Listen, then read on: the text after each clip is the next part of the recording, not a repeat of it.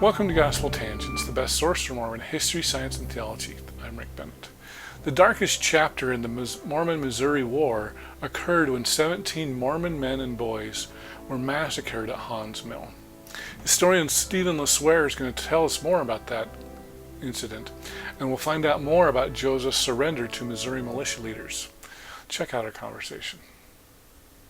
The way events had unfolded is even by the end, especially after Daviess County, that those Missourians who had previously been on the Mormon side concluded that, the Mormons are in rebellion. Now we got to do something, and that includes like General Donovan, Alexander Donovan, David Atchison. They had concluded, the Mormons are in rebellion. General Parks, Hiram Parks, as well as some others. So by the end there, the Mormons had lost all of their friends. Mm-hmm. Interesting. Well, and so, because I don't want us to think that the story's over, because we've still got Hawn's Mill coming up here, just 3 days after the extermination order, right? 3 or 4? Let's see. Let me look, make sure. 3 on the 30th of October. Yeah. Extermination order on the 27th. Hawn's Mill on the 30th of October. And that's just such a horrible thing. And I know Alex Boss said that if the extermination order had gotten word out, that could have prevented Hawn's Mill. Do you agree with that assessment? I would say so. Yeah. Yeah.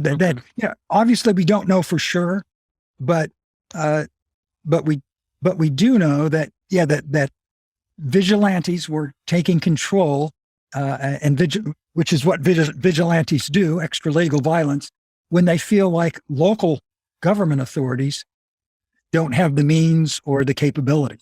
And so the vigilantes, believing that the Mormons are in rebellion and are going to attack us, and that there is no state authority that's, our county authorities isn't big enough to deal with this, so we'll deal with it ourselves. But once the state steps in with 2,500 troops, problem solved. They'll come out here. They'll deal with the Mormons. That is the logic that you would say of why maybe the Livingston troops would not have attacked Hawn's Mill if they had known that there were 2,500 troops coming out. Okay. And then can you just give just a brief description of what happened to Hawn's Mill? Well, the Mormons had a settlement there, and it was on the eastern border of Caldwell County near Livingston County. And so there were some fears, both by the Livingston County citizens and the Mormons at Hawn's Mill, of attack by the other. And so there had been, apparently they had signed a truce, or, we won't attack each other. But situation was such that the Livingston County people, they were fearful, but they were obviously overly aggressive. And then they were also supplemented by citizens from Daviess County who had been driven out. And so some of the attackers on Hawn's Mill were people from Daviess County, men from Daviess County, who probably were looking for some revenge. And so you had that going as well. Again, we don't know, they never said, we're looking for revenge, but I think it's a reasonable supposition. And at this point in time, and I think, you and Alex talked about this, was, Joseph Smith was calling for the Mormons in the outlying settlements to come into the main town. So in Caldwell, come to Far West where you'll be safe, and in Daviess County, they called for them to come into Adamon-Diamond, where you'll be safe, where we have more people. And Jacob Hawn, came into Far West, and he talked to, I think, a Captain Killian, and then Joseph. And he really didn't get the answer he wanted, which was we should stay put. but then, Joseph, now I'm going by memory, just said something effective. Well, you do what you want, but I'm telling you to stay here. And then, he went back, Jacob Hawn, and according to one account I read, one of the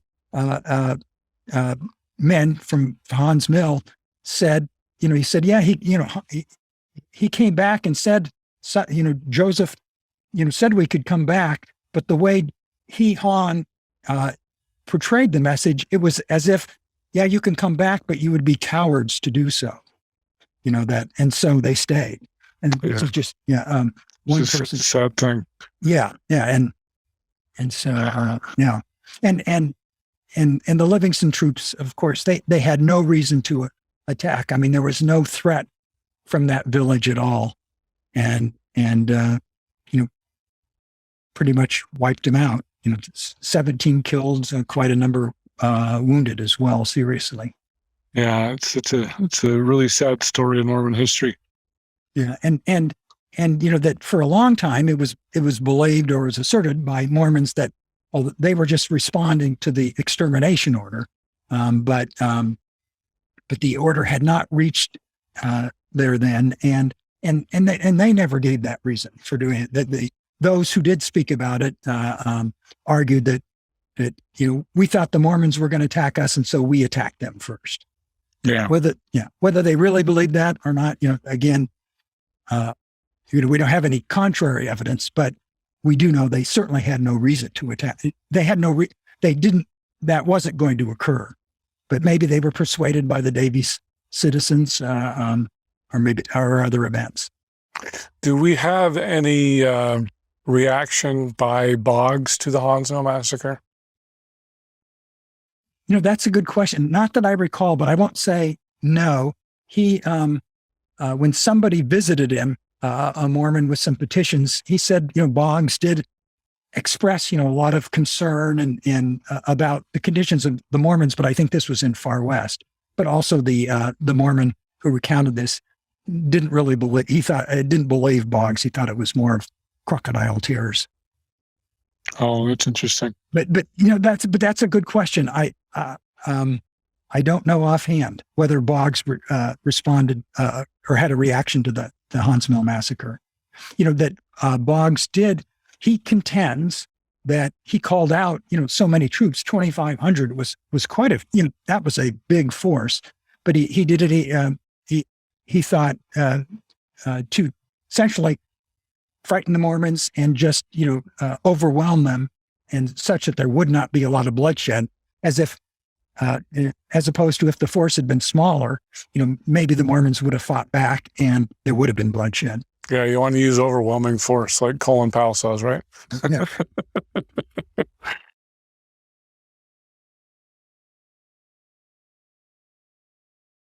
So at this point, let's talk a little bit about what happened to Joseph.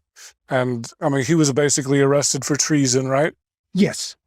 Tell us more about that. Well, so after Joseph comes back to Far West, and there's the Crooked River battle and the extermination order, and the troops come out.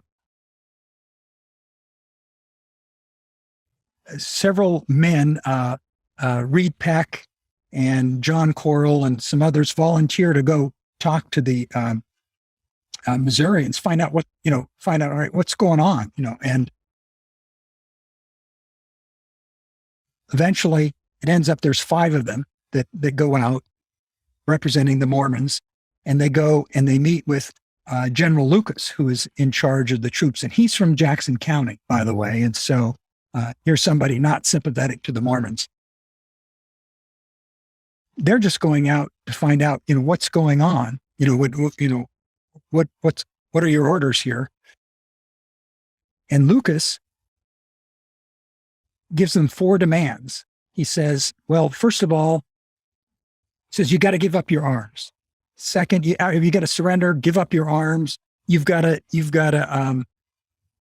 surrender all of the people who were involved in the Crooked River battle, because a Missourian was killed, and so these were state troops, and so we're going to we want to prosecute these people, and you got to give your leaders to be given up as well, and then get ready to leave the state. And these five men, the Mormon men, well, wait a second, you can't make us give up our arms. You can't, and he says, you've got, I think I should have looked this up before our discussion here, but I think he gave him, he's like, you've got 30 minutes. He says, to agree to this, he says, if you need more time, then what you have to do is you have to give up these five men as hostages. And he names Joseph Smith and Sidney Rigdon and Hiram Smith and Lyman White and somebody else. He says, you got to give these people up as hostages. So so while you make your decision, then at tomorrow, and then you have till tomorrow. And he says, if you want to fight, you get your hostages back. We'll give you back Joseph Smith and you can fight. But otherwise, but you've got to do that now, because I'm going to attack in 30 minutes. So these five commissioners, as we call them, they were negotiators, whatever you want to call them. They didn't negotiate. They were just given an ultimatum. There was Hinkle and W.W. Phelps, John Corll, Reed Peck, and a man named Morrison. Arthur Morrison, I think was his name, were the five. So they run back and they've got to tell Joseph all of this stuff. By the way, it is Joseph in charge, by the way. They've got to tell Joseph. All right. And so there's some discussion. And based on what the discussion was, the Mormon leaders, they knew exactly what Lucas was asking for. That they were not betrayed. They were not tricked into going there. They knew what was at stake. The only thing that they didn't know that conflicts with what these five men later, when they talked about, what happened and what Lucas talked about, the only difference was that apparently Joseph and the others, they thought they would be able to go and negotiate with Lucas about these terms. And that appears to be their what they thought. But in any case, they didn't have much time. Lucas was already, while they're doing this discussion, Lucas was already setting up his cannons and his troops and lining them up. He was ready. He was going to attack. And so I'm sure these commissioners, these five men were saying, come on, you got to, So the five men go, the hostages go out. And again, they knew they were hostages. People back in Far West knew they were hostages, that is to be released the next day if they wanted to fight. So they go out there. And Lucas doesn't negotiate with them. He just, immediately, all right, you're my prisoners. You go sit over there, and they don't get to talk to anybody. They just get to sit there in the rain all night and listen to the Missourians howl. But again, the Mormons knew what was going to happen, because among the things they did is they went and they got all of they said, go get the Crooked River boys. All of those who fought at Crooked River, they've got to get out of town. And so that's what, many of them did. And so you had Charles Rich and others leave in the middle of the night, sneak out of town and get away. Why? Because they knew they were going to go on trial. So then the next day comes and the hostages are given their choice. Do you want to fight or not fight? Well, they could see what was going on. They could see all the troops. And so they decide to surrender. But it wasn't George Hinkle who negotiated those terms or set those terms. And it wasn't him who said, that, we're not going to fight. It was Joseph. But the way things turned out, the Mormon hostages, Joseph and the others, thought they had been betrayed, that somehow this is, what Corll and Hinkle and the others had negotiated, but No, the terms were just dictated to them. And Hinkle and Corll, they had no more choice over what the terms were than Joseph did. And, but Joseph saw the handwriting on the wall that they would, far west and the Mormons would have been wiped out. Lots of deaths. So he surrendered. Okay. And this is what day? Do we know? This is in November, I believe. Let's see. It would have been November 1st was the day of the surrender. Okay. Yeah. So October 31st was the day the troops showed up. And also,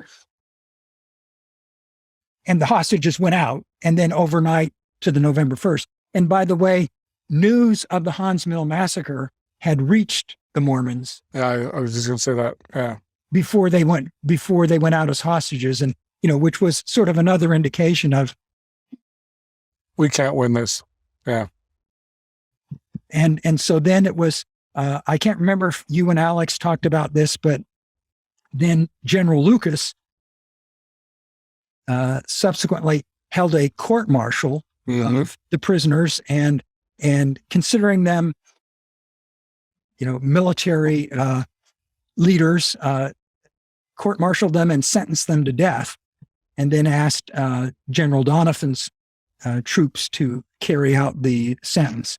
And Doniphan refused. And a member of his troops, a Peter Burnett, also recounts this and says the men in Doniphan's brigade came to him and said, "We're behind you on this, of marching off, that we're not going to do this."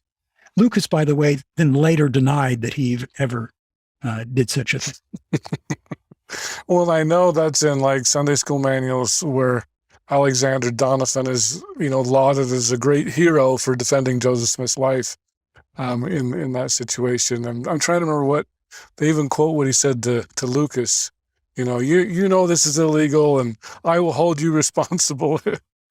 So, and Lyman White tells an interesting story too. He says that one of the soldiers, officers came to him and said something to the effect of, listen, it's just Joseph we want, just Joseph Smith. He says, if you'll swear against him, we'll let you go.